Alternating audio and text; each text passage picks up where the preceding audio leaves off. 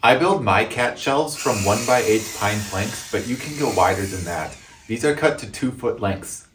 So the shelves need to be covered in something so that the cats can get grip with their claws and be comfortable running around on them. I like to use carpet. It can be any ply. It can also be outdoor carpet. This is very cheap material. You can also use doormat material as well as old rugs. Really anything that they can sink their claws into. The only other materials needed are going to be a heavy-duty staple gun and a sharp utility knife. The first thing I do is cut the carpet to a smaller piece so that I can cover both sides. I like to leave about 1 inch on each side.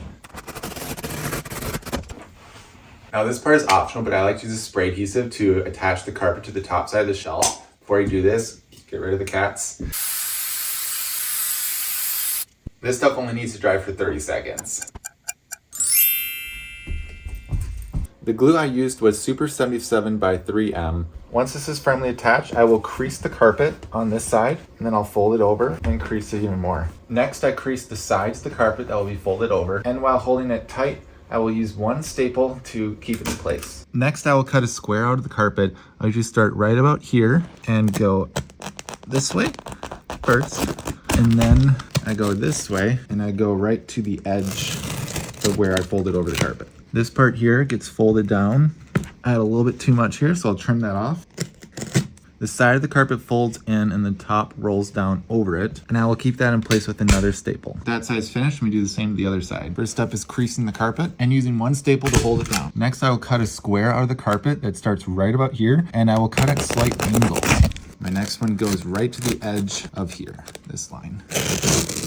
The side folds in and the top goes down over it. We cut that perfectly, and we'll use a staple to lock it in place.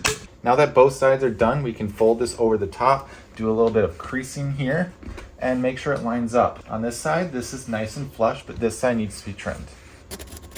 Now that it lines up all right, we're gonna put in our last staples on either side and near the edge. And the same to the other side. And lastly, we'll put some staples in the middle and on the edges.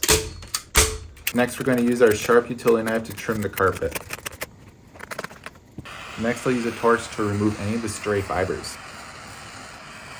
For information about mounting these to your wall, watch my last video, which is pinned in the upper right. I also just created a Discord server. If you have any questions and want to join our community, make sure to hit the like button and subscribe. See you in the next one.